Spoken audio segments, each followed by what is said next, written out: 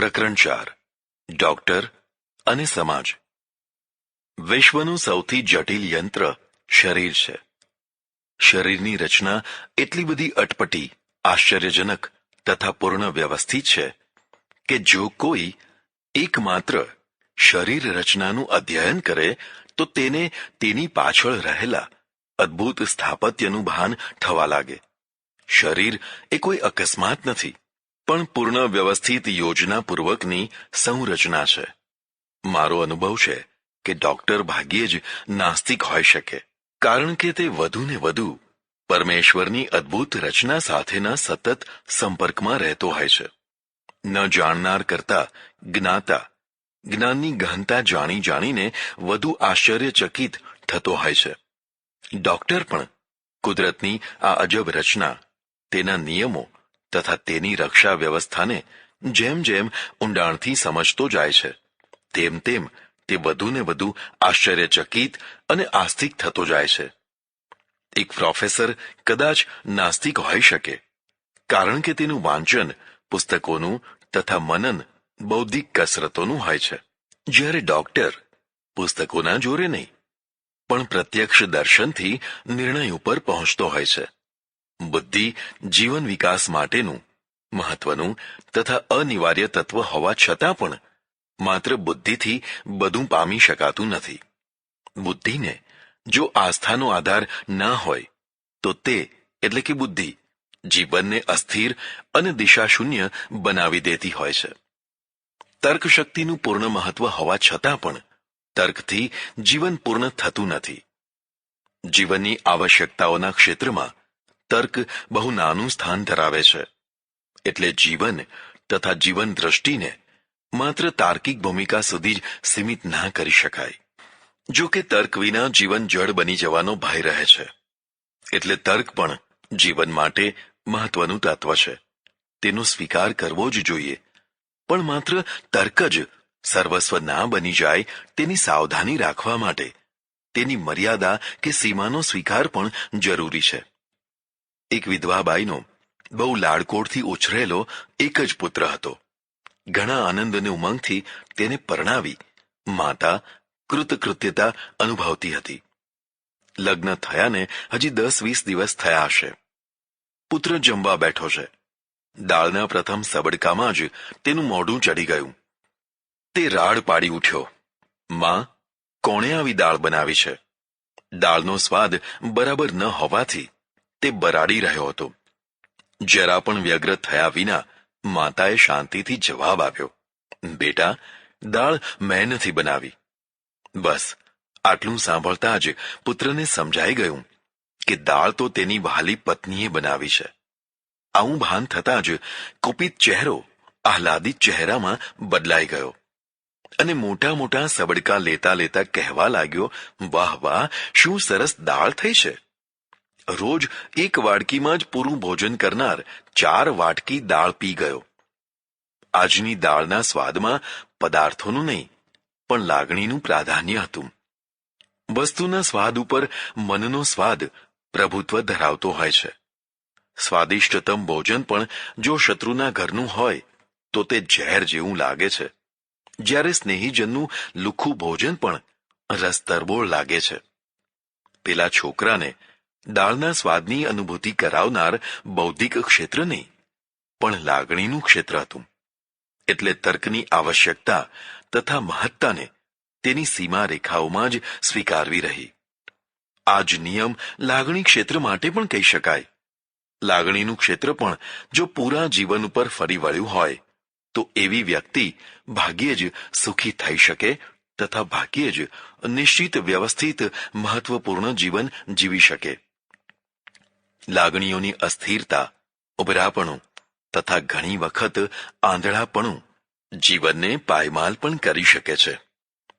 આવશ્યકતા બંનેના સ્વીકારની તથા ઉચિત માત્રામાં સંયોજનની છે. જેને આ આવડ્યું તેને જીવનની મહત્વપૂર્ણ ચાવી હાથ લાગી સમજવી. મૂળ વાત ઉપર આવીએ. શરીર રચના એટલી બધી અદ્ભુત છે કે જે કાંઈ પૂરા બ્રહ્માંડમાં છે તે બધું એકમાત્ર શરીરમાં પણ સૂક્ષ્મ રૂપથી છે. યત પિંડે તત બ્રહ્માંડે. આ સૂક્તિ આ જ તથ્યને ઉજાગર કરવા પડી લાગે છે. આવા વિચિત્ર તથા અતિ મહત્વપૂર્ણ યંત્રના પાયાના તત્વો જાણવા, જેવા કે તેની રચનામાં આવેલા મૂળ તત્વો, રચનાની સૂક્ષ્મતાપૂર્ણ માહિતી, યંત્રના મૂળભૂત નિયમો, રોગ થવાના, બગાડ થવાના પ્રકારો, નિદાન, ઉપચાર તથા અન્ય ઘણું બધું.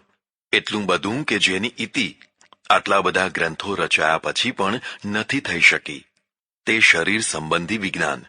આ બધું જાણવા પ્રયત્ન કરે અથવા જણાવે અને વ્યવસ્થિત રીતે વિધિપૂર્વક શરીરને આરોગ્ય પ્રદાન કરે, તેને તો આપણે ડોક્ટર કહીએ છીએ. આપણી પરંપરામાં મૂળ 4 વેદો, જેને આપણે મૂળ શાસ્ત્રો કહીએ છીએ, તે 4 વેદને એક ઉપવેદ છે. ઉપવેદ મુખ્યતઃ ભૌતિક સગવડ વધારવા તથા અગવડો દૂર કરવા રચાયેલા છે. વૈદિક કાળની ખાસ મહત્તા એ પણ છે કે તે કોરા અધ્યાત્મને નહીં પણ ભૌતિકતાથી સંપન્ન અધ્યાત્મને વધુ માને છે. પાછળના કાળમાં ભૌતિકતા પ્રત્યે જેવો ઘોર તિરસ્કાર ફેલાવવામાં આવ્યો, તેવો તિરસ્કાર વૈદિક દ્રષ્ટિમાં નથી.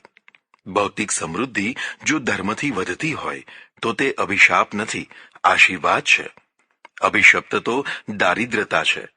પછી તે કોરા અધ્યાત્મવાદથી આવતી હોય તો પણ સમાજના પ્રત્યક્ષ જીવને તો લાચાર અને કંગાળ બનાવી જ મૂકતી હોય છે. એટલે દરિદ્રતા તથા સમૃદ્ધિના વિકલ્પમાં દરિદ્રતાને પસંદ કરવાની ના હોય. હા, એટલું અવશ્ય છે કે કોરી ભૌતિકતાનો પક્ષ પણ વૈદિક દ્રષ્ટિને માન્ય નથી. બંનેનું સમીકરણ, બંનેનો ઉચિત યોગ એ જ કલ્યાણકારી જીવન છે. એટલે પ્રત્યેક વેદનો એક ઉપવેદ નિર્મિત થયો. ઋગ્વેદનો ધનુર્વેદ, યજુર્વેદનો આયુર્વેદ, સામવેદનો ગાંધર્વ વેદ તથા અથર્વવેદનો અર્થવેદ. ધનુર્વેદ વિશે જાણકારી મેળવીએ. મહર્ષિ વિશ્વામિત્ર દ્વારા રચિત આ ઉપવેદમાં અસ્ત્રશસ્ત્રોનું નિર્માણ, તેનું ચાલન, યુદ્ધ, તેના પ્રકાર, વ્યૂહ, સેના તથા તેના પ્રકાર વગેરે રક્ષા સંબંધી પ્રત્યેક અંગ ઉપર મહત્વપૂર્ણ વિચારણા કરવામાં આવી છે. કોઈ પણ દેશના ડહાપણનો નિર્ણય તેની રક્ષા વ્યવસ્થાને જોઈને કરી શકાય. બાકી બધું વિકસિત હોય પણ રક્ષાતંત્ર ઉપેક્ષિત હોય તો તે દેશની પ્રજા, તેના નેતાઓ તથા તેના ચિંતકોને બહુ વિચાર કર્યા વિના પણ મૂર્ખ કહી શકાય. રક્ષા વિનાનું ઐશ્વર્ય શત્રુઓ પેદા કરતું હોય છે. દુર્બળતા અત્યાચારનું આમંત્રણ પત્ર બનતું હોય છે. પાપીઓને પાપ કરવા માટેનો પાનો ચઢાવતું હોય છે. એટલે સ્વમાન તથા ગૌરવથી સ્વતંત્રતાપૂર્વક જીવિત રહેવા માંગતી પ્રત્યેક પ્રજાએ આધુનિકતમ શસ્ત્રાસ્ત્ર, વિશાળ સેના તથા મહાન જનરલોથી હંમેશા યુક્ત રહેવું. લશ્કરનું ભારે બજેટ સહન કરવાની ક્ષમતા જો દેશ પાસે ના હોય તો તેણે સમાન હિત રાષ્ટ્રો સાથે મળીને સંયુક્ત રક્ષાતંત્ર ઊભું કરવું. પોતાના શત્રુઓથી હંમેશા બમણી શક્તિ ધરાવનાર દેશને કદી યુદ્ધમાં ઉતરવું જ નથી પડતું. યુદ્ધને કારતા રૂપથી રોકવાનો સૌથી વધુ અસરકારક ઉપાય છે શક્તિની પ્રબળતા.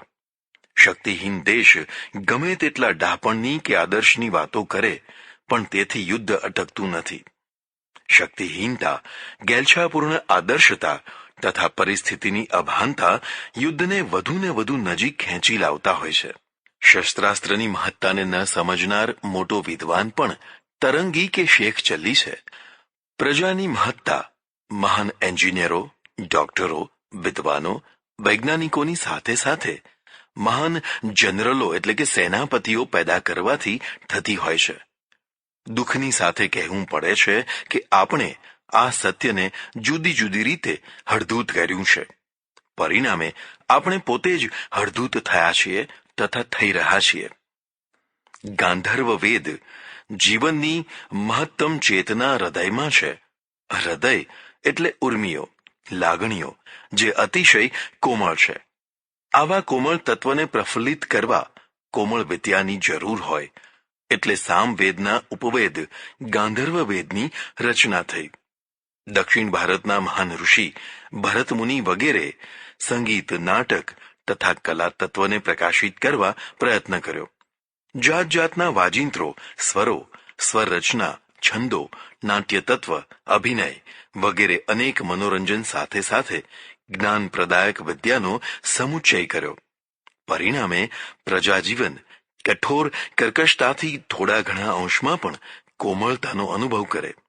સંગીત, સાહિત્ય તથા કલા વિનાની પ્રજા માત્ર પાષાણ શિલા જેવી છે, જ્યારે સંગીત, સાહિત્ય તથા કલાયુક્ત પ્રજા એ શિલામાંથી કંડારેલી સુંદર ભવ્ય પ્રતિમા છે, જેને જોતાં જ દ્રષ્ટિમાં આનંદનો રેલો રેલાવા લાગે. અર્થવેદ. પ્રત્યેક પ્રજાની કરોડરજ્જુ લક્ષ્મી છે. અર્થ વિનાનું બાકી બધું લાંબો સમય ટકી નથી શકતું. બધાનો ભાર અર્થતંત્રને જ ઉપાડવો પડતો હોય છે. લશ્કરથી માંડીને સંગીત સુધી બધું અર્થતંત્રના ખભા ઉપર જ ગતિ કરતું હોય છે. અર્થવેદ નામનો ઉપવેદ રચાયો. ચાણક્ય જેવા સમર્થ ચિંતક તથા શાસકે પ્રજાને અર્થની મહત્તા તથા તેના સંબંધી અનેક પાસા ઉપર ઝીણવટભરી વિચારણા કરીને સંદેશો આપ્યો. શરીરમાં જે મહત્તા રક્તની છે, તે જ મહત્તા પ્રજા જીવનમાં અર્થની છે. રક્ત ઘટે એટલે એનિમિયા થઈ જાય, ફિકાશ આવે, નિરાશા તથા નિરુત્સાહ વધે, ચીડિયાપણું આવે, અરે આત્મહત્યાના વિચારો પણ આવે.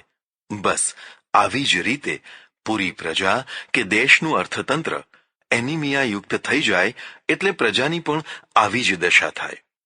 સરકારના ડહાપણની બીજી કસોટી આર્થિક સદ્ધરતા છે. અકુશળ શાસન તીવ્ર ગતિએ દેવાળા તરફ દોડતું હોય છે. આર્થિક સદ્ધરતા વિના કોઈ પણ પ્રજા કે દેશ સ્થાયી રીતે સૈનિક સદ્ધરતા પ્રાપ્ત ના કરી શકે. એટલે પ્રજા જીવનના પ્રત્યેક અંગ ઉપર પ્રબળ અસર પાડનાર અર્થની ઉપેક્ષા ન થવી જોઈએ. તેનો ઉચિત વિનિયોગ સુખી તથા સફળ થવા માટેનું પ્રથમ સોપાન છે. પણ આ બધું જેના માટે થઈ રહ્યું છે એ વ્યક્તિ જ જો રોગિષ્ટ થઈ હશે તો બધું ધૂળધાણી થવા જેવું હશે. એટલે તમામ સુખોનો મૂળભૂત આધાર આ દેહ નિરોગી રહે તથા સશક્ત, પ્રબળ અને સ્ફૂર્તિશાળી રહે તે માટે આયુર્વેદ યા આરોગ્ય વિદ્યાનું શાસ્ત્ર રચાયું, જેમાં તે સમય પ્રમાણે શરીર તંત્રની ઝીણી ઝીણી વિગતોનું જ્ઞાન સંકલિત થયું. એક વસ્તુ ખાસ યાદ રાખવાની કે કોઈ વિદ્યા કદી પૂર્ણ હોતી નથી. સમય પ્રમાણે તેમાં ઉમેરો થતો જ રહે છે. બલકે એમ કહી શકાય કે જેમાં સતત ઉમેરો થતો રહે તે જ વિદ્યા જીવંત વિદ્યા છે. જે વર્ષો પહેલાની દશામાં અટકી પડી છે અને નવું કશું જ ઉમેરાવા દેતી નથી, તે ચેતનાહીન જડ વિદ્યા છે. એટલે આ ચારે ઉપવેદો તથા અન્ય શાસ્ત્રો હંમેશા નવીનતાથી અભિમુખ રહે તો જ ધાર્યું પરિણામ લાવી શકાય. રોકેટ યુગમાં પણ કોઈ ધનુર્વેદની દુહાઈ દઈને માત્ર ધનુષબાણ સુધી જ શસ્ત્રની સીમા બાંધી દે તો તે જડતા જ કહેવાય. તેવું જ બધા શાસ્ત્રો માટે ગણાય. આરોગ્ય. પૂર્ણ આરોગ્ય ભાગ્યે જ કોઈને મળ્યું હશે. પૂર્ણ સ્વસ્થ દેખાતી વ્યક્તિ પણ કોઈને કોઈ નાના મોટા રોગથી ગ્રસ્ત હોય જ છે. એટલે વ્યક્તિ માત્ર રોગી છે તેમ કહેવું અત્યુક્તિ નથી. છતાં આરોગ્ય વિના સુખની કલ્પના એ માત્ર કલ્પના જ છે. જેનું લીવર કે જઠર બરાબર કામ ના કરતું હોય તે ભોજનનું સુખ ના લઈ શકે. જેનું હૃદય કે કિડની બગડેલા હોય તેણે તો નિસાસા નાખતા નાખતા જ જીવવાનું હોય. શરીરનો એક પણ ભાગ બરાબર કાર્યશીલ ના હોય તો આપણે વ્યગ્ર થઈ જઈએ છીએ. એટલે સુખનો આધાર નિરોગી શરીર છે. સાથે સાથે સાધનાનો આધાર પણ નિરોગી શરીર છે. પછી તે ભૌતિક સાધના હોય કે આધ્યાત્મિક સાધના, સાધના માત્રમાં શરીરનો પ્રભાવ પણ કામ કરતો હોય છે. શરીર માધ્યમ ખલું ધર્મ સાધનમ. વાક્ય આ જ વાતને પ્રમાણિત કરે છે કે શરીર એ ધર્મનું પ્રથમ સાધન છે. માનવ દેહને દેવ દુર્લભ માનવામાં આવ્યો છે, કારણ કે સ્થૂલ ભોગોથી લઈને મોક્ષ સુધીની તમામ સિદ્ધિઓ આ દેહના માધ્યમથી મળી શકે છે. આટલા મહત્વનો આ દેહ જો રોગોનું સ્થાયી ઘર થઈ ગયો હોય તો તેથી વધુ બીજી કઈ હાનિ ગણાય. એટલે આયુર્વેદની રચના આ શરીર તેના મન સાથે વધુમાં વધુ સ્વસ્થ રાખવાના ઉપાયો બતાવવા તથા જો બગડ્યું હોય તો તેને સુધારવાના ઉપાયો બતાવવા માટે કરવામાં આવી. આપણે આત્મવાદી છીએ, પણ આપણો આત્મવાદ દેહના વિપક્ષનો નથી, દેહ સાપેક્ષ છે. એટલે કે દેહની સત્તા તથા મહત્તા બંને સ્વીકારી જ છે. તે દેહના માધ્યમથી પોતાને પ્રકાશવાની તથા અભિષ્ટ સાધનો કરવાની આત્માને તક મળી છે. દેહ વિના તેના અસ્તિત્વનું પ્રમાણ મેળવવું કઠણ થઈ જાય. તે આત્મા અને દેહ બંનેને વિરોધ હોય જ નહીં. કેટલાક અણઘડ ફિલસૂફોએ દેહના તિરસ્કારપૂર્વક કોરા આત્મવાદની રચના કરી છે. તે એક તો વૈદિક દ્રષ્ટિની નથી, બીજું વ્યાવહારિક નથી.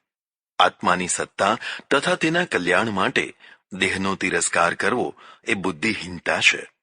આવા કોરા આત્મવાદની અસરથી ઘણાએ જાણી કરીને યા ભ્રાંતિથી પોતાના આરોગ્ય બગાડ્યા છે, બગાડી રહ્યા છે. શરીરને ને મારે કાંઈ જ લેવા દેવા નથી. હું તો હંમેશા શુદ્ધ જ છું. આવી પોપટિયા વાણીમાં આત્મજ્ઞાનની ઝાંખી કરનાર દેહની તેની કાળજીની ઉપેક્ષા કરે છે. આવી ભ્રાંતિને ધાર્મિક ઓપ મળ્યો હોવાના કારણે શરીરને તુચ્છ કરી તેની સતત અવગણના કરનારાઓ પૂજ્યતા પ્રાપ્ત કરતા હોય છે. વિપક્ષે શરીર પ્રત્યે સભાનતા રાખનારાઓ જાણે તપસ્વી જ નથી, કંઈક ઉતરતું જીવન જીવતા હોય એવું સમજવામાં આવે છે. ધર્મશાસ્ત્રોએ તો દેહને દુર્લભ ગણ્યો છે. જીવન પ્રત્યેની નકારાત્મક દ્રષ્ટિ જીવનને પંગુ બનાવી દેતી હોય છે.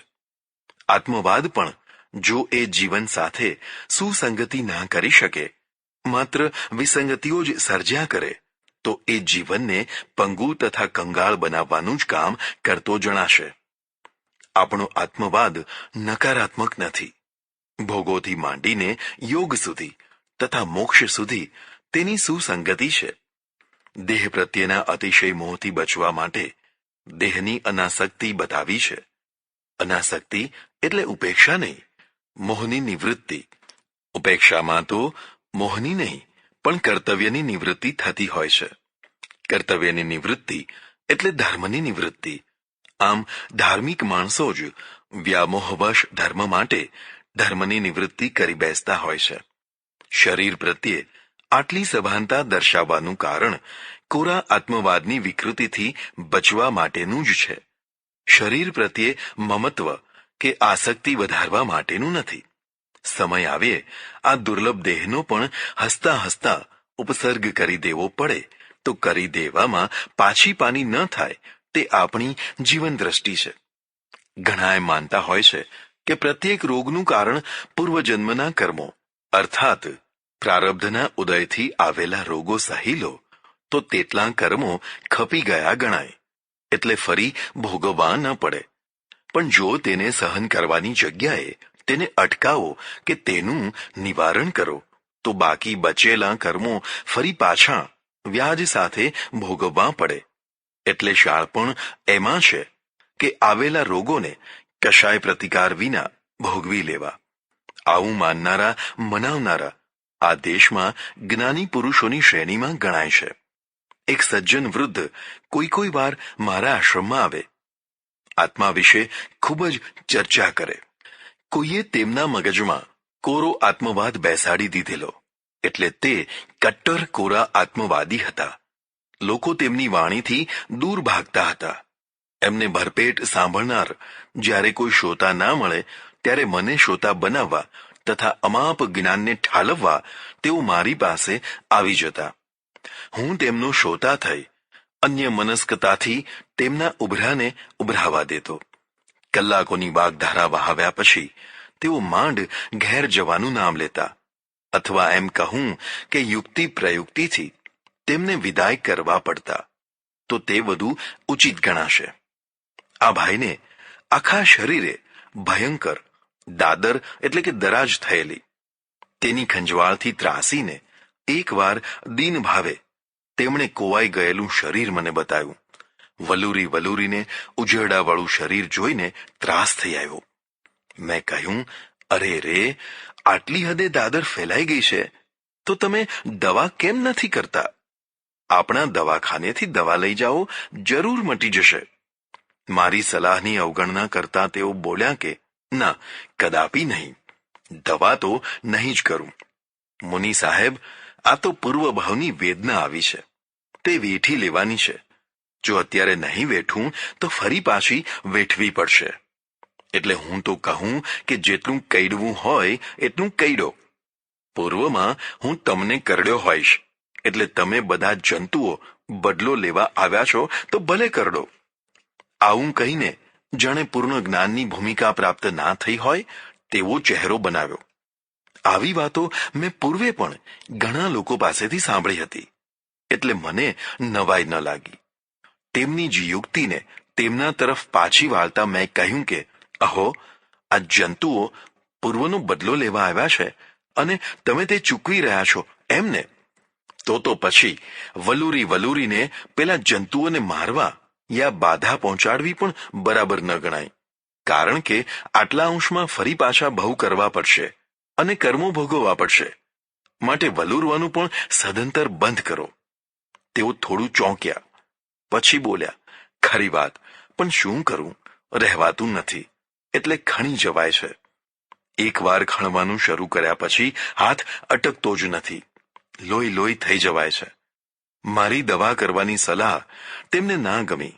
એટલું જ નહીં, હું હજી આત્મજ્ઞાનની કક્ષા સુધી નથી પહોંચ્યો એટલે આવી સલાહ આપું છું તેમ માનીને તેઓ ગયા. બીજા કેટલાક સાધુ મુનિઓએ દવા નહીં કરાવી વેદના વેઠી લેવાની જ સલાહ આપેલી. ફરી 3-4 મહિના પછી પાછા એ વૃદ્ધ સજ્જન પધાર્યા. આ વખતે તેઓ બહુ જ નંખાઈ ગયેલા અને દુઃખી હતા. રોગ અતિશય વધી ગયો હતો. આવતા જ રડી પડ્યા. મેં જોયું તો આખું શરીર ફદફદી ઉઠ્યું હતું. પાછી એની એ જ તોતારટ, પૂર્વની વેદના આવી છે, અરે રે, ક્યારે ભોગવાય રહેશે, હવે તો નથી રહેવાતું. કહેતા કહેતા ધ્રુસકે ને ધ્રુસકે રડી પડ્યા. વ્યક્તિ ભયંકર રીતે પીડા ભોગવી રહી છે. પ્રારબ્ધવાદની વિકૃતિને પરિણામે તેનો રોગ વધ્યો છે, વધવા દીધો છે અને હવે લગભગ અસાધ્ય દશામાં પહોંચ્યો છે. જે ગ્રંથોએ, જે સાધુઓએ તથા અન્ય જે કોઈએ આવી પ્રારબ્ધવાદી વિકૃતિ તેના મગજમાં જડબે સલાક કરી દીધી છે તેમણે તેનું ભલું નથી કર્યું. ઓહ, પોતાને દુઃખની ઊંડી ગર્તામાં ધકેલનારાઓના જ હજી તે પગ પૂજી રહ્યા છે. અવનતિ કરનારાઓને તે ઉદ્ધારક સમજી રહ્યો છે. મેં તેને ખૂબ પ્રયત્નથી પ્રારબ્ધવાદ અને તેની વિકૃતિ વચ્ચેનો ભેદ સમજાવવા મથામણ કરી, પણ મારે હાથે નિષ્ફળતા જ આવી. હું પ્રારબ્ધનો વિરોધી નથી, પણ પ્રત્યેક ઘટના તથા આરોગ્યની બધી બાબતો પ્રારબ્ધ પ્રેરિત છે તેવું નથી માનતો. સતત ખા કરનાર, કુપથ્ય કરનારને અજીર્ણ થાય તો તે પ્રારબ્ધ નહીં પણ વર્તમાન ભૂલોનું જ પરિણામ ગણાય. એવા કેટલાય અસંયમોથી, અણસમજથી, પાડોશીના ચેપથી, વ્યાપક જીવાણુઓથી તથા દૂષિત અન્ન, જળ કે વાયુ વગેરેથી આપણે રોગી થતા હોઈએ છીએ. પ્રત્યેક રોગનું નિશ્ચિત કારણ હોય જ છે. ઘણીવાર આપણે તે નથી જાણતા હોતા, પણ તેથી તે અકારણ નથી થઈ જતા. વર્ષો પહેલા યોગ્ય તથા ઉચિત વૈદ્યકીય સારવારના અભાવથી કેટલીય સ્ત્રીઓ પ્રસૂતિમાં જ મરી જતી. કેટલાય બાળકો જન્મતા જ મરી જતા. અસંખ્ય લોકો પ્લેગ, કોલેરા તથા મેલેરિયા જેવા રોગમાં મરી જતા. ઘણા લોકો શીતળતાના કેસોમાં કાયમી રીતે કુરૂપ બની જતા. આવું તો કેટલું થતું. જેમ જેમ વૈદ્યકીય જ્ઞાન વધ્યું, પ્રભાવશાળી ઉપાયો નીકળ્યા તથા પ્રસર્યા, તેમ તેમ આ રોગો ઉપર કાબૂ આવતો ગયો. આજે આ રોગોથી મરનારાઓની સંખ્યા બહુ ઓછી થઈ છે. તેનું કારણ પૂર્વના કર્મો બદલાયા છે તેવું નહીં, પણ લોકોનો અભિગમ તથા ડોક્ટરી ક્ષમતાનો વ્યાપક વધારો થયો છે તે છે. આયુર્વેદની સક્ષમતા હોવા છતાં પણ એના કટ્ટર અનુયાયીઓએ તેમાં પૂર્ણતાની ભ્રાંતિ કરી તેને સ્થગિત કરી દીધી, જેના પરિણામે આયુર્વેદિક ઉપચાર પદ્ધતિ તથા વૈદ્યો પ્રત્યે લોકોનું માન કે આકર્ષણ ઘટતું ગયું છે. જ્યારે એલોપેથિક પદ્ધતિ અને બીજી પણ આધુનિક પદ્ધતિઓ સતત અનુસંધાન કરતી રહેતી હોવાથી હજારો દોષો હોવા છતાં પણ તેના ઉપચાર વધુ સફળ થતા હોવાથી તેના પ્રત્યે તથા ડોક્ટરો પ્રત્યે લોકોનું સહજ આકર્ષણ વધ્યું છે. જો કે પ્રત્યેક પદ્ધતિમાં કોઈને કોઈ દોષ છે જ તથા પૂર્ણ તો એકે નથી, પણ વધુને વધુ સંશોધન દ્વારા શરીર તથા રોગનું વધુ સૂક્ષ્મ જ્ઞાન પ્રાપ્ત કરતા રહેવું તે વધુ હિતાવહ છે.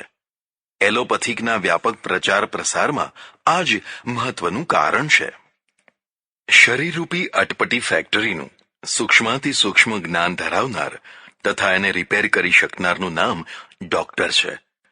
પ્રતિભાશાળી વિદ્યાર્થી વર્ષો સુધીના કઠિન અધ્યયન પછી ડોક્ટરી પદવી પ્રાપ્ત કરી શકતો હોય છે. બહુ ખર્ચાળ અધ્યયનની આ લાઈન હવે રાજકારણની આંટી ઘૂંટીઓથી પણ કઠિન બની છે. યોગ્યતા સિવાયના માપદંડો સ્વીકારીને કદી યોગ્યતાસભર સમાજનું નિર્માણ ના કરી શકાય. યોગ્ય થવા માટે કોઈને મદદ કરવી તે ઉત્તમ છે, પણ કોઈની અયોગ્યતાને સતત અભિસિંચિત કરવી તે દૂષણ છે. આપણું રાજકારણ અનાવશ્યક રીતે આવા દૂષણને સ્વીકારી ચૂક્યું છે. પરિણામે એક એવી દૂષિત અવ્યવસ્થા પ્રસરી રહી છે જેના પરિણામ કોઈના પણ હિતકારી નથી દેખાતા.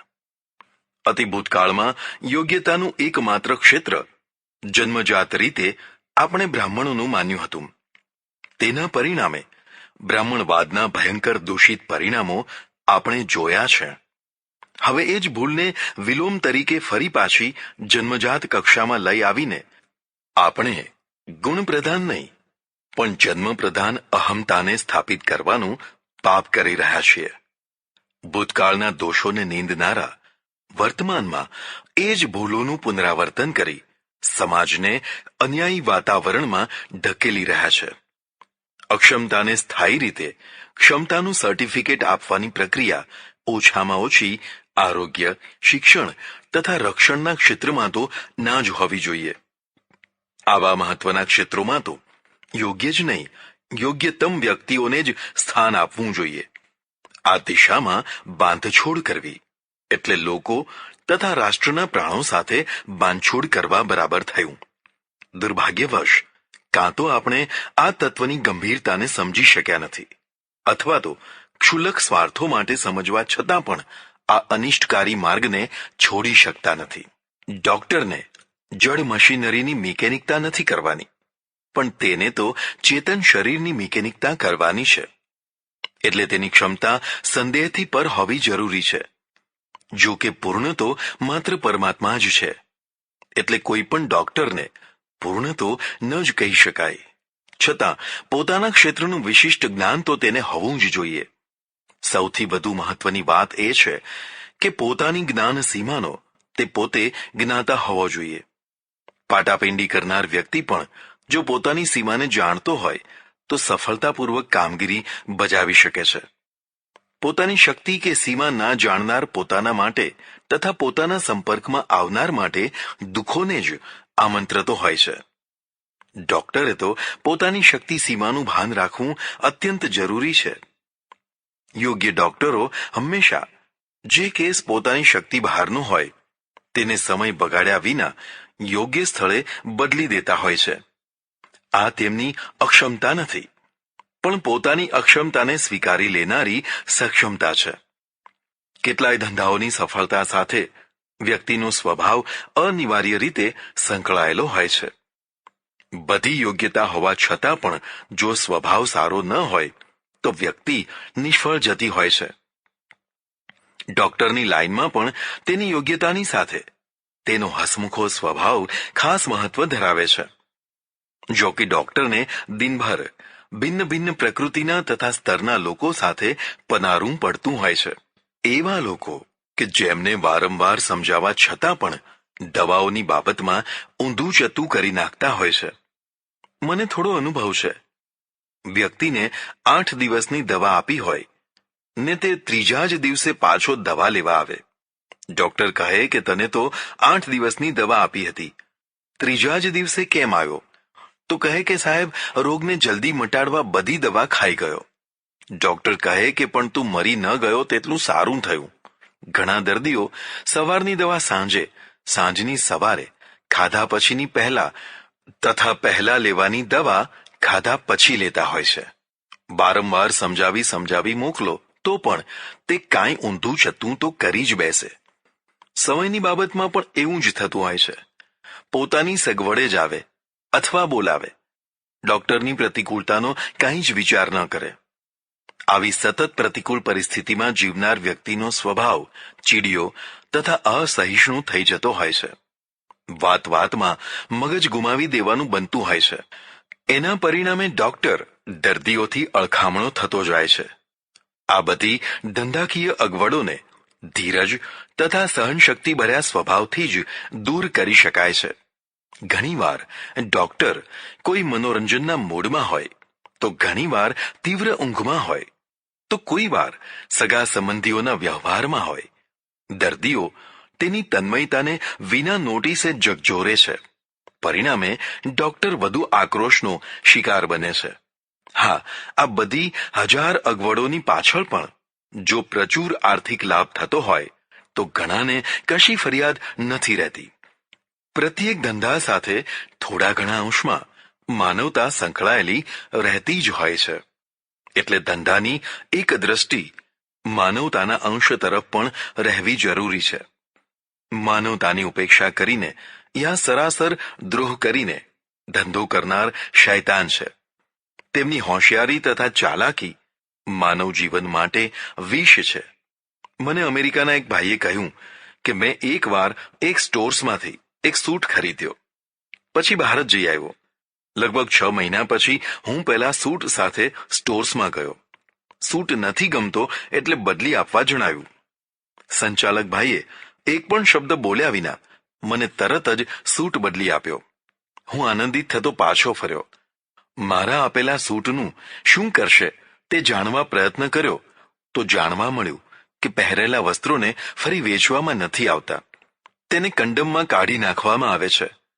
કોઈએ ભલે 2 જ દિવસ વસ્ત્ર પહેર્યું હોય, પણ તેના શરીરના જંતુઓથી તે ઓતપ્રોત થયું હોય, એટલે ફરી બીજાને તેવું નામ માત્રનું પહેરેલું વસ્ત્ર પણ વેચી શકાય નહીં. આવા પાછા આવેલા વસ્ત્રોને કંડમમાં મફતમાં કાઢી નાખવાના. વેપારની પ્રમાણિકતા, ઉદારતા તથા માનવતાના દર્શન થયા. અહીંના એક ભાઈએ બીજી વાત કહી. તેણે કહ્યું કે આ મોટી મોટી હોસ્પિટલોમાં પાટાપિંડી વગેરે માટે પ્રતિદિન જે રૂ વપરાય છે, જેમાં 5 પરુ લોહી વગેરે ખરડાયેલું હોય છે, તે રૂ પિંજારો લઈ જઈને ઠીકઠાક કરીને ઓશિકા વગેરેમાં ભરી દઈ વેચતો હોય છે. તેની વાત સાંભળીને આઘાત જ લાગે ને. તુલના કેવી રીતે થઈ શકે? 5 પરુવાળા રૂને પણ ના છોડનાર લોકોને શું કહેવાય? અને બીજાની શું કામ વાત કરીએ? પ્રસિદ્ધ હનુમાનજીના મંદિરોમાં જે તેલ સિંદૂર વધારે પ્રમાણમાં ચડતું હોય છે, ત્યાં જઈને તપાસ કરશો તો જાણવા મળશે કે એક ખાડામાં ભેગું થયેલું તેલ પેલો ભજીયા બનાવનારો લઈ જાય છે. સિંદૂરને અને ગળાને ભયંકર વિરોધ હોવા છતાં તથા સિંદૂર અખાદ્ય પદાર્થ હોવા છતાં કોને પડી છે? લોકોનું સત્યાનાશ નીકળતું હોય તો નીકળે. આપણો ધંધો ચાલવો જોઈએ. આ દ્રષ્ટિની પ્રધાનતા વધવા લાગે એટલે માનવતા વિનાનો ધંધા રોજગાર થાય. ભારત આવા શૈતાનોથી ઉભરાઈ રહ્યું છે. અને આ શૈતાનો નાસ્તિક નથી. ટીલાં ટપકાં કરનારા, સપ્તાહ અને યજ્ઞોના પાટલે બેસનારા, મંદિર તથા અન્ય દેવસ્થાનોમાં આંટા ફેરા ખાનારા ધાર્મિક લોકો છે, જે ધર્મના વાસ્તવિક સ્વરૂપને ના સમજીને માનવતાની લાજ લૂંટી રહ્યા છે. ડોક્ટરના ધંધા સાથે માનવતા અતિશય સંકળાયેલી છે. ભીષ ગસો હરિરેવ તનુમૃતામ. ડોક્ટર એ શરીરધારીઓ માટે સાક્ષાત હરિરૂપ છે. કારણ કે જેમ હરિ વિશ્વનું પાલન પોષણ કરે, તેમ ડોક્ટર પણ શરીરનું રક્ષણ કે જતન કરે છે. એટલે તે વિષ્ણુ સ્થાનીય છે. ડોક્ટરના અભાવમાં કદાચ આ શરીર નષ્ટ થઈ જાય, એટલે તેને સાક્ષાત હરિરૂપ માનવામાં આવ્યો છે. સાથે સાથે જો ડોક્ટર માનવતાહીન હોય તો વૈદ્યરાજ નમસ્તુભ્યમ યમરાજ સહોદર યમસ્તુ હરતિ પ્રાણાન ત્વમ તું પ્રાણધનેરપી. હે વૈદ્યરાજ, તમને નમસ્કાર છે, કારણ કે તમે સાક્ષાત યમરાજના સગા ભાઈ છો. યમરાજ તો માત્ર પ્રાણ લઈને જ ચાલ્યા જાય છે, પણ તમે પ્રાણ તથા ધન બંનેને લઈ જાઓ છો, એટલે યમરાજ કરતા પણ તમે ચડિયાતા છો. એક ડોક્ટર જે માનવતાવાદી છે તે હરિ સ્વરૂપ છે, બીજા જે માનવતાહીન છે તે યમરાજ સ્વરૂપ છે, તેમ કહેવાનો આ શ્લોકનો ભાવ છે. કેટલાક ડોક્ટરો અનાવશ્યક ઓપરેશનો કરતા હોય છે, અનાવશ્યક બાટલાઓ ચઢાવતા હોય છે, અનાવશ્યક એક્સરે વગેરે કરાવતા હોય છે. જાણતા હોય છે કે આ બધાની કાંઈ જ જરૂર નથી, પણ પૈસા કમાવા માટે જ દર્દીના ગજવાની સાથે તેના આરોગ્ય સાથે પણ રમત રમતા હોય છે. કેટલાક મરદાને પણ ઇન્જેક્શન આપતા હોય છે, કારણ કે ચાર્જ વસૂલ કરી શકાય. તે જાણે છે કે માણસ મરી ગયો છે, પણ હવે આવ્યા જ છીએ તો ચાર્જ વસૂલ કરવા 1-2 ઇન્જેક્શનો આપતા જઈએ. આવું સમજનારા પણ હોય છે. દરેક લાઈનમાં સારા નબળા માણસો હોય છે. ડોક્ટરી લાઈનમાં પણ ઘણા ડોક્ટરો ઘણા સારા હોય છે, તો ઘણા ભયંકર રીતે નબળા હોય છે. સોનાની ખાણમાંથી નીકળેલા પથ્થરો બતાવીને એકવાર એક ભાઈએ કહેલું કે આ પથ્થરનો ઢગલો દેખાય છે ને, તે સોનાનો છે. નવાઈ પામતા હું એ વિશાળ ઢગલાને જોઈ રહ્યો તથા સોનાનો હોવા વિશે અવિશ્વાસ વધારતો રહ્યો.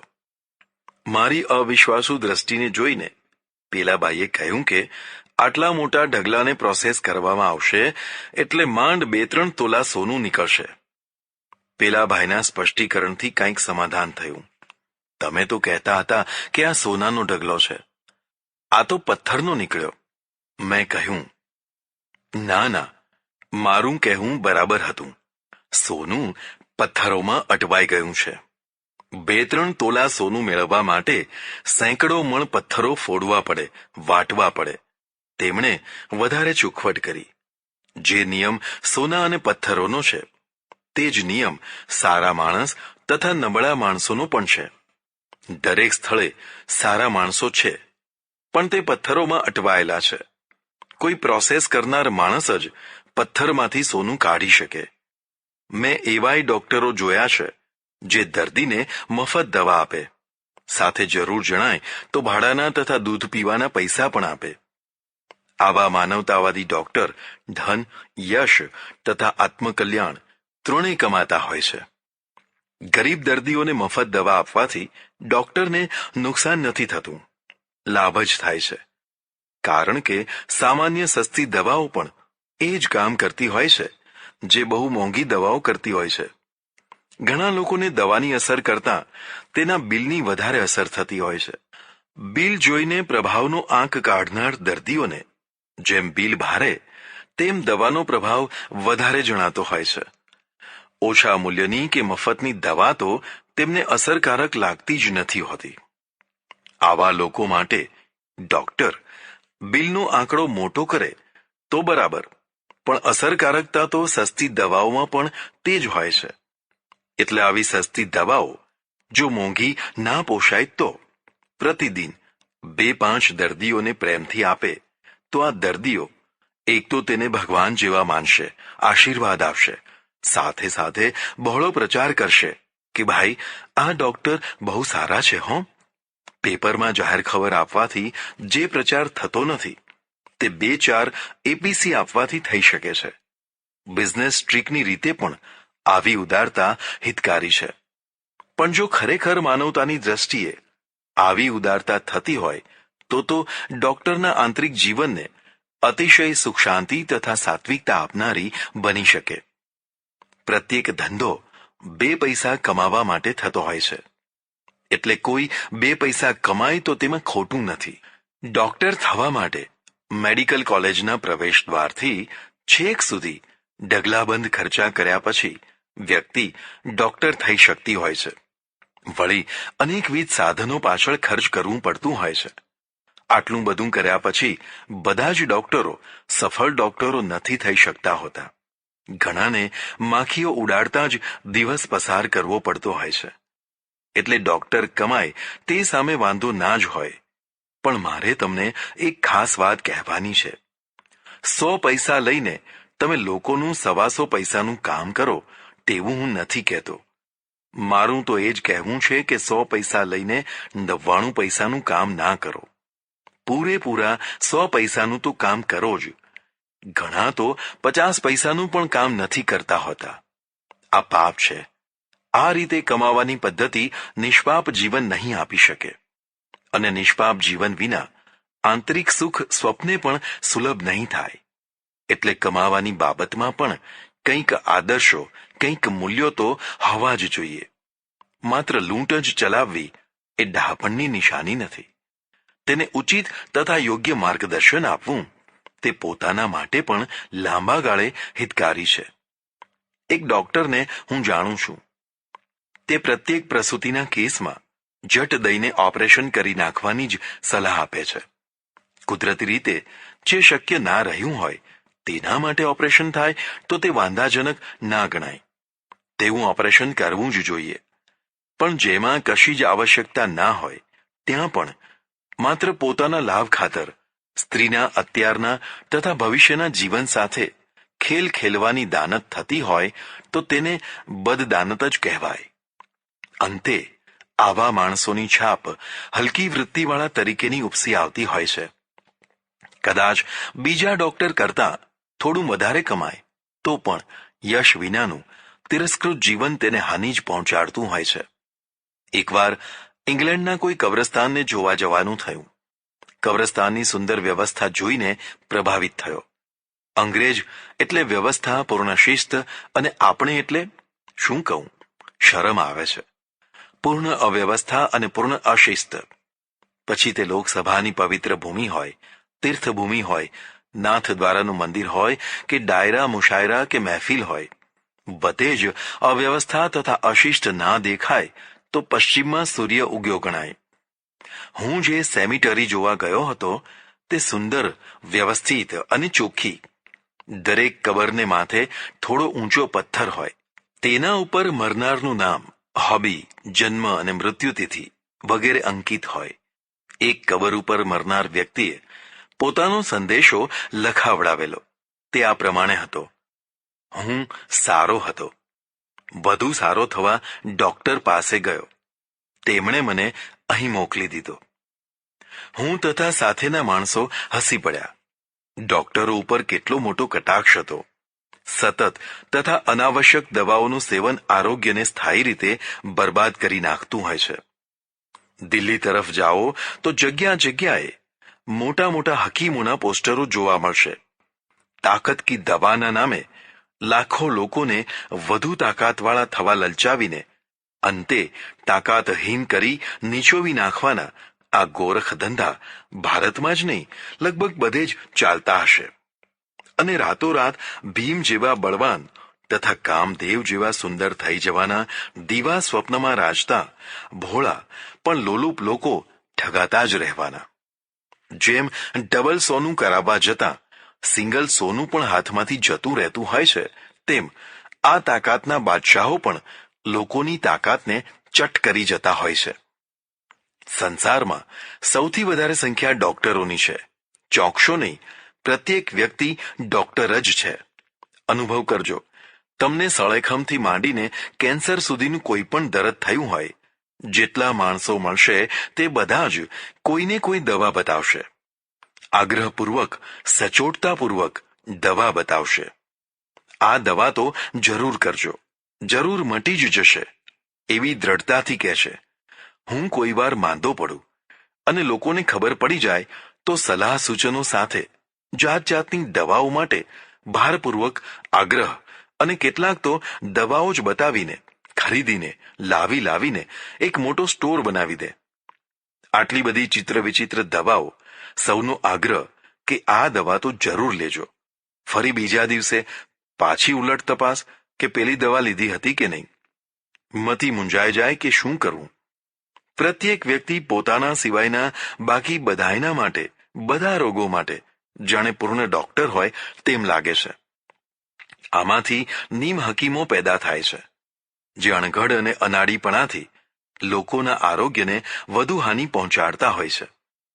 ફૂટપાથ ઉપર જંગલની અલભ્ય જડીબુટ્ટીઓનું વેચાણ કરનારથી માંડીને ગામે ગામ, ઘરે ઘરમાં ફરીને શરતપૂર્વક બધા રોગો મટાડી દેવાની હામ ભીડનારા આ નીમ હકીમો લોકોને તેમના અજ્ઞાનના કારણે ઠગતા હોય છે.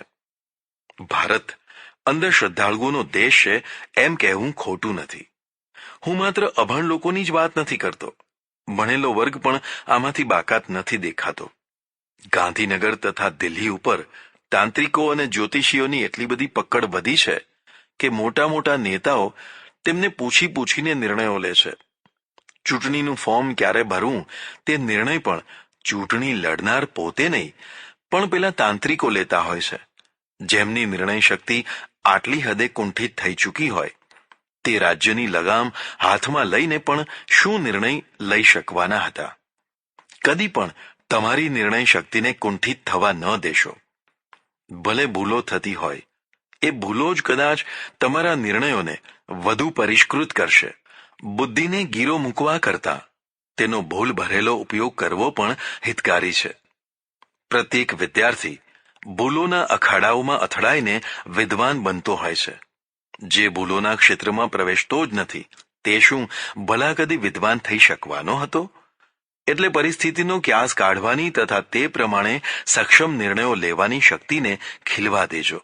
ઘણીવાર લોકો મને પૂછતા હોય છે કે મારે કયો વ્યાપાર કરવો. તેને પોતાને આટલી સૂઝ નથી પડતી કે મારે કયો વ્યાપાર કરવો. એ વ્યાપાર કરીને શું કરવાનો હતો? મને વ્યાપારનો કશો જ અનુભવ કે ગતાગમ નથી, છતાં તે મારી સલાહ લેવા આવે છે. તે કોઈ ચમત્કારિક ભૂમિકા ધ્યાનમાં રાખીને આવે છે. તેને હું સમજાવું છું કે આ ચમત્કારોની માયાજાળમાં આ દેશ પાયમાલ થઈ રહ્યો છે. ચમત્કારો કરનારા અને ભોળા લોકોને આંજી દેનાર સાચા સાધુ સંતો નથી. લોકોની દુર્બળતાનો ગેરલાભ ઉઠાવનારા પાખંડી લોકો છે. આસ્થા વધારનાર સાધુ કહેવાય, અંધશ્રદ્ધા વધારનાર પાખંડી કહેવાય. આસ્થા વ્યક્તિ તથા સમાજના ઉચ્ચ ભાવોને દ્રઢતા તથા સ્થાયિત્વ આપીને જીવનને શક્તિશાળી તથા ચેતનવંતું બનાવતી હોય છે, જ્યારે અંધશ્રદ્ધા તો વ્યક્તિની તથા સમાજની ચેતનાને કુંઠિત કરી જડતાનો પ્રસાર કરતી હોય છે. આસ્થાને બુદ્ધિની સાથે વિરોધ નથી હોતો, જ્યારે અંધશ્રદ્ધા અને બુદ્ધિને કશો મેળ જ નથી હોતો. આરોગ્યના ક્ષેત્રમાં કદાચ સૌથી વધારે અંધશ્રદ્ધાનો અડ્ડો છે. મોટા મોટા ડોક્ટરોને ત્યાં જેટલી લાઈનો દર્દીઓની લાગે છે તેથી પણ વધારે ભૂત ભુવાઓને ત્યાં લાગતી હોય છે. અસાધ્ય રોગોને પણ ચપટી વગાડતા મટાડી દેવાની અહીં ડંફા સંકાતી હોય છે. શિક્ષિત અશિક્ષિત બધા જ આ માયાજાળમાં તણાતા જોઈ શકાય છે. ઘણીવાર તો દર્દી ઉપર આ ભુવાઓ અસહ્ય તથા અમાનવીય અત્યાચારો કરતા હોય છે. લોકોને પ્રભાવિત કરવા માટે જાત જાતની તરકીબો અમલમાં લાવતા હોય છે અને સામાન્ય રોગને પણ વળગાડ કે નડતરમાં ફેરવી નાખી લોકોને તન ધન અને મનથી પાયમાલ કરી નાખતા હોય છે. દૂર ઊંડાણમાં આદિવાસી ક્ષેત્રોમાં ડોક્ટર કરતા ભુવાઓનું જ એક છત્ર સામ્રાજ્ય જોવા મળશે. આ દેશના અસંખ્ય અનિષ્ટોમાં અંધશ્રદ્ધા પણ એક મહત્વનું અનિષ્ટ છે. સાચા વ્યવસ્થિત ડોક્ટરો માટે આ પડકારરૂપ છે. એટલે એક ડોક્ટર એક તરફ દર્દીઓની દવા કરે તો બીજી તરફ યુક્તિ પ્રયુક્તિથી અંધશ્રદ્ધાનું નિરાકરણ પણ કરે, એ બહુ મહત્વનું છે. એક ગામમાં એકાદ મહિનાથી મારા પ્રવચનો ચાલે. ચારે તરફ થોડી ખ્યાતિ થઈ હશે. જાત જાતના લોકો રોજ મળવા આવે. એક દિવસ સવારે એક ગ્રામ બહેન એક છોકરાને આંગળી પકડાવીને આવી. છોકરું જોઈને તયા ઉપજે. હાથ પગ સુકાઈ ગયેલા, પેટ ફૂલી ગયેલું, આંખો ઊંડી ઉતરી ગયેલી, નાકમાંથી લીંટ લબડે, વસ્ત્રો પણ અસ્વચ્છ, ગળામાં તથા હાથના બાવડે 5-7 દોરા તથા 2-4 તાવીજો બાંધેલા. મારી પાસે આવીને અતિશય દીન ભાવથી કહેવા લાગી કે બાપજી, ગણે ફરી પણ આ છોકરાને ફેર પડતો નથી. તમારું નામ સાંભળીને આવી છું. મારા છોકરાને બચાવી લ્યો. બાપજી, આ એકનો એક છે, વગેરે કહેતા કહેતા તે રડી પડી. છોકરાને જોઈને તથા દોરા ધાગાઓને જોઈને હું સમજી ગયો કે આ બાઈ અંધશ્રદ્ધાને કારણે સાચો ઉપાય કરવાની જગ્યાએ ભૂત ભુવા કરવામાં જ રહી ગઈ છે. મેં તેને કહ્યું કે જા બેન, એક ચપ્પુ લઈ આવ. તેને એમ કે આ મહારાજ કંઈ લીંબુ વગેરેને મંતરવા માટે ચપ્પુ મંગાવતા હશે. તે જલ્દી જલ્દી ચપ્પુ લઈ આવી. તરત જ મેં બધા દોરા તાવીજો પકડીને કાપવા માંડ્યા. તો તે ગભરાઈને કહેવા લાગી કે અરે અરે, આ શું કરો છો? આ તો ફલાણા દેવોના તથા પીરોના છે. મેં કહ્યું કે આ બધાથી કાંઈ થવાનું નથી, કારણ કે આ છોકરાને ભયંકર ચુડેલ વળગેલી છે. ચુડેલ વિસ્ફારિત નેત્રે તે મારી સામું જોઈને બોલી ઉઠી. મેં કહ્યું, હા, ચુડેલ, અને તે પણ તારા જ ઘરમાંથી વળગેલી છે. આ દોરા તાવીજથી તે કદી દૂર થવાની નથી.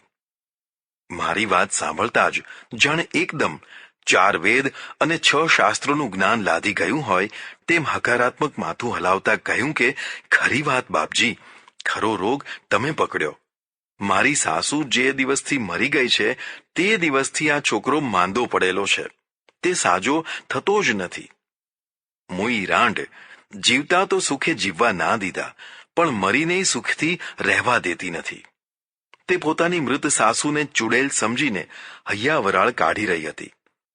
હજી તો તે ઘણું બોલવાની હતી, પણ મેં જરા મક્કમ અવાજે અટકાવતા કહ્યું કે ચુડેલ તારી સાસુ નહીં, પણ તું પોતે જ છે. તું જ ચુડેલ થઈને તારા એકના એક બાળકને વળગી છે. મારી અળખામણી વાત સાંભળતા જ આંખો ચઢાવીને તે બોલી, હાય હાય, શું હું ચુડેલ છું? હું મારા જ બાળકનું લોહી પીતી હોઈશ? મેં તેને શાંતિથી સમજાવી, આરોગ્ય વિશેની તારી ભ્રાંતિ અને અજ્ઞાનથી તું જ ચુડેલ થઈ છે. આ દોરા કે તાવીજોથી કશું થવાનું નથી. એકનો એક છોકરો ખોઈ બેસીશ. જા, કોઈ સારા અનુભવી ડોક્ટર પાસે જા, તે તેનો ખરો ઈલાજ કરશે. જીવનને વિકસિત કરવા, અંધારામાંથી નીકળવા તથા ગુંગળાતું અટકાવવા માટે વૈજ્ઞાનિક અભિગમ જરૂરી છે. આરોગ્યના ક્ષેત્રમાં પણ વિજ્ઞાન દ્રષ્ટિ વિકસે તે જરૂરી છે. આ કામ સમાજની અનેક દિશાઓથી કરવાનું છે, પણ ડોક્ટરોએ તો સ્વહિત તથા લોકહિત બંનેનો ખ્યાલ કરીને વૈચારિક ભૂમિકાએ પણ અંધશ્રદ્ધાના ગુમડાઓ ઉપર નસ્તર મૂકતા રહેવાનું છે. શરીરને રોગી કે નિરોગી રાખવામાં અન્ય કારણની સાથે મુખ્ય કારણ તો આપણે પોતે જ છીએ. તથા મૃત્યુનો સમય પ્રથમથી જ નિશ્ચિત નથી. તેમાં વધારો ઘટાડો વ્યક્તિ તથા સમાજના જ્ઞાન અજ્ઞાનથી થતો રહે છે. સમય ઉપર લોહી આપીને ભયંકર અકસ્માતનો ભોગ બનેલા માણસને બચાવી શકાય છે, તથા સમય ઉપર પૂરતી સારવાર ના મળવાને કારણે ઘણા લોકોને મૃત્યુ સાથે ભેટવું પડતું હોય છે. ડોક્ટરો દ્વારા પ્રતિવર્ષ મૃત્યુના મુખમાં પહોંચેલા હજારો માણસોને બચાવી લેવાય છે, અને કેટલાય બચી શકે તેવા માણસો ડોક્ટરોની લાપરવાહી યા ઉપેક્ષાના કારણે મરી જતા હોય છે. હમણાં જ કેરળની એક હોસ્પિટલનો એક અક્ષમ્ય કેસ બહાર આવ્યો છે. એક વ્યક્તિની ડાબી આંખ ખરાબ થઈ જવાથી તેને કાઢી નાખવાનો નિર્ણય થયો. બધી વિધિઓ પૂરી થઈ ને તેને ઓપરેશન ટેબલ ઉપર લેવામાં આવી. એક નાની ટેકનિકલ ભૂલને કારણે ડોક્ટરોએ તેની જમણી આંખ કાઢી નાખી. ડાબી આંખ તો આંધળી હતી જ, અને દેખતી આંખ હતી તે જ કાઢી નંખાઈ. દર્દીને જીવનભર માટે આંધળો કરી દેવામાં આવ્યો. કેટલી મોટી જવાબદારી છે આ ડોક્ટરો ઉપર.